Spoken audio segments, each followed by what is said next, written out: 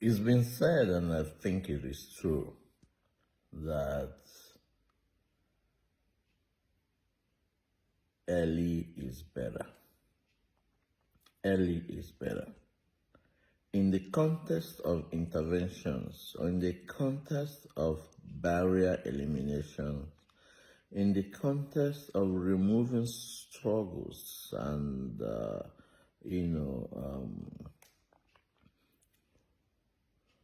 all the things that get in the way of people becoming who they can be, becoming the best that they can be, I think early is better. Now, we have schools that we send our children to accumulate knowledge, to learn skills, to learn hierarchies of skills, knowledge, and also to improve their abilities. A lot of times, the school programs and the curriculums address academic needs. That is good. However, if we think about how the human brain works and the balance between logic and emotions, emotion, they say, it's been said, and I think it is also true, that emotions win. So when the chiefs are down, often logic is trumped by emotion. Now, it tells you that the accumulation of knowledge is not enough. The accumulation of logic, reasoning, creativity, and all of these amazing skills and knowledge base, they are good, but they are not sufficient. Why? As we address academic needs, we must not neglect social, emotional development of our children. Human beings are social beings. No matter the amount of social distancing that we will experience, no matter how much we transition, our interaction when it comes to relationships and social relationships, they are going to remain social. So people need social skills. People need relationship skills, which I think it is even more critical compared to social skills. There's a difference between social skills and relationship skills. Now, my point is this. When we send our children to elementary schools, for example, you begin to teach them concepts, teach them language concepts, mathematical concepts, cultural concepts, and all of that. And we have a system of evaluating their success. My question is this. Since emotion plays such a huge and critical role in our lives, since social and emotional learning plays such a critical role in society, what indices, how do we know that we are meeting the emotional and psychological needs of every child as they grow?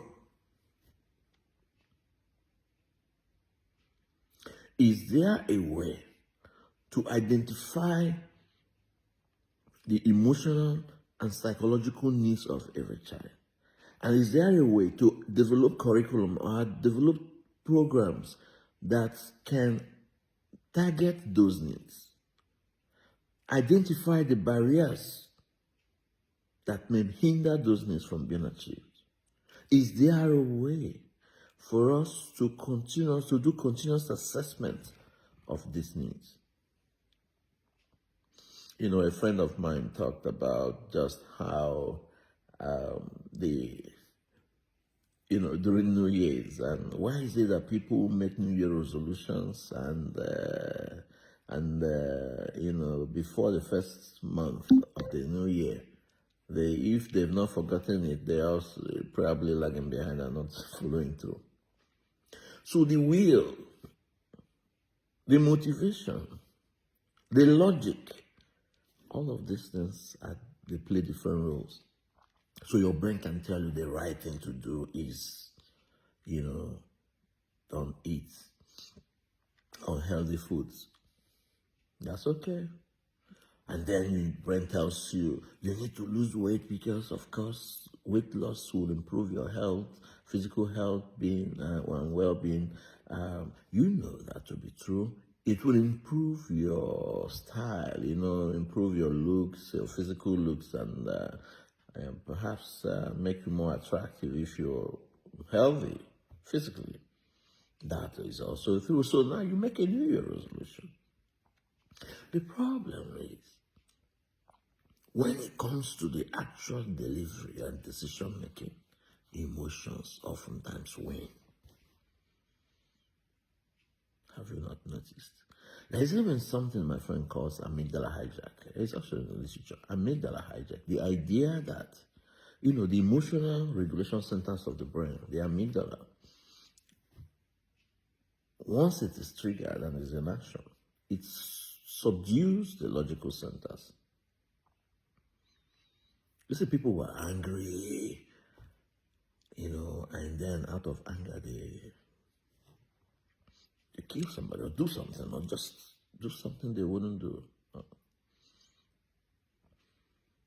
It's not that their brain, the logic is not saying don't do that. Okay, let me go back to what my point is.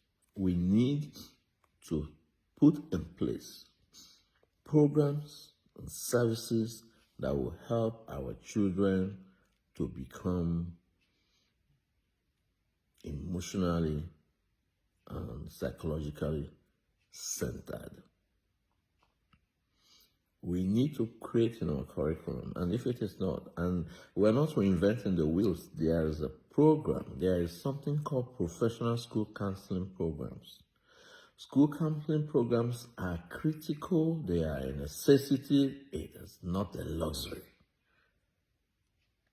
I don't know why countries and societies who copy all the other things from other parts of the world that, that sort of align with civilization, but yet they forget to copy some of the little things that are that serve as buffer, that are structurally pillars that hold the systems. Let me tell you, as the family structures are changing, you can see it. It's evident in our eyes. Most people will look back 30, 40, 20 or so years ago and can't even recognize today. Why? Take, for example, the extended family systems that we practice. The communal living that many of us enjoyed in childhood, they have disappeared. They are no longer there. We have replaced communal living with individualism. It has benefits, it also has consequences. The challenge is why we left the extended system, extended family system practices and communal living practices. We fail to fill the vacuum. It used to be that grandparents, grandmothers, relatives, uncles, aunties, here and there, all kinds of relationships, even the village, in the community, and as you grow the hierarchy, it is like that. It's also intertwined that, children have safe spaces that they find. So if you're having toxic relationship with your direct parents, you could have teachers who support you. Teachers who aren't too busy with caseloads there, with class sizes. It's different today. Most children swallow and bottle up their struggles, their emotional struggles, their fears, their pains, their wounds of the heart, the betrayals that they face. And there are innumerable sources of stressors in today's world. Family issues are deep. Unforgiveness, hatred, mistrust, competitiveness, unhealthy competition among siblings, unhealthy rivalry. All of these things have effects on the brains of our growing child. To assume that they can somehow find their way or learn how to cope is taking enormous risk. It is possible that some children will grow without needing additional help. That's okay. But there are some who may benefit from having safe spaces, people who discuss their feelings, who help them understand this whole new thing that has happened, these strange emotions that they feel. Help them to process it, help them to find meanings, and to find coping mechanisms that are healthy.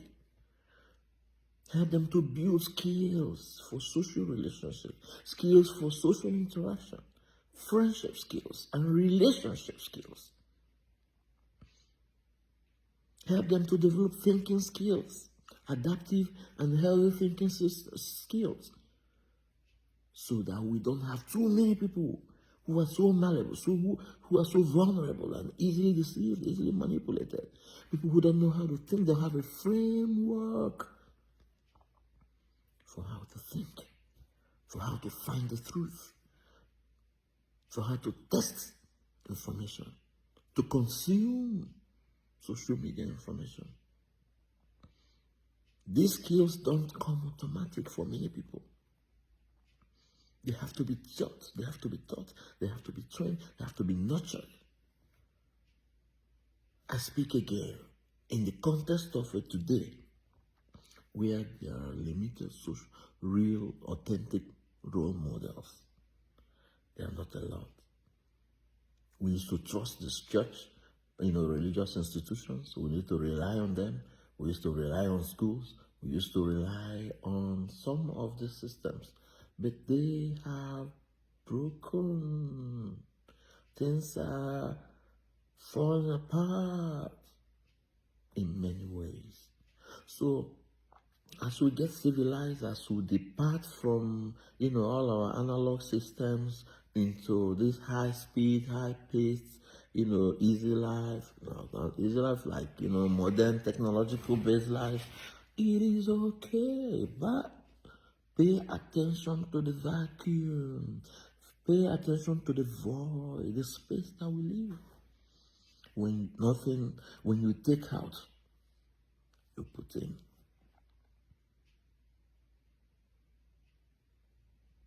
I'm asking for the introduction of elementary school counseling programs in our elementary schools. Early is better. Early is better.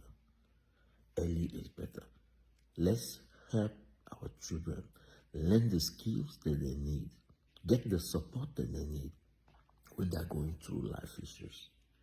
There are a lot of adverse childhood experiences. There is kidnapping in and around the society. There is missing persons. There are pictures of dead people. There are pictures of fights. There are fears. There are things that reinforce fears all over us. All over. You think that kids grow in that kind of, environment that they will be the same like you? Do you even know what those does to the mind of the growing child?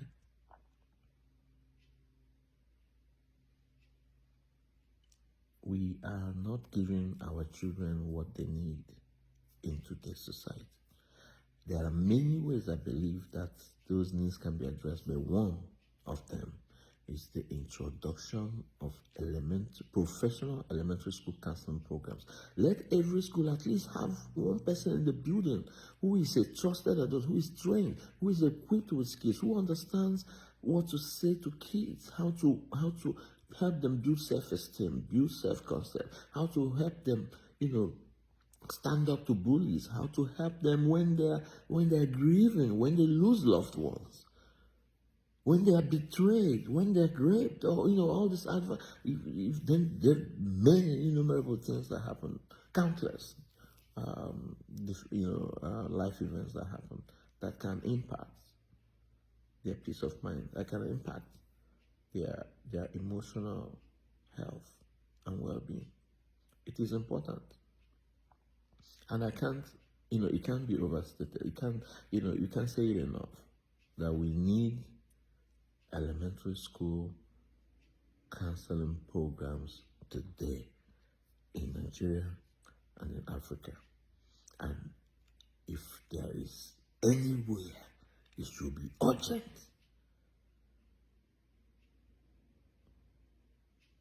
it is in the southeast of Nigeria.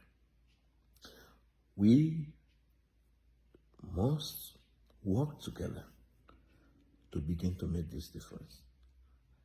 And I call on all those who have skills in this area, those who are interested in becoming school counselors, those who are interested in helping advocate for the establishment of school, those who can speak to authorities, people in government, people in headship, and leadership, school leadership, and all of that. You have a part to play, and we can make a difference. Perhaps this might be the missing piece of the puzzle in Nigeria. I am Okel Martins Mokolo, and I love to talk about school counseling.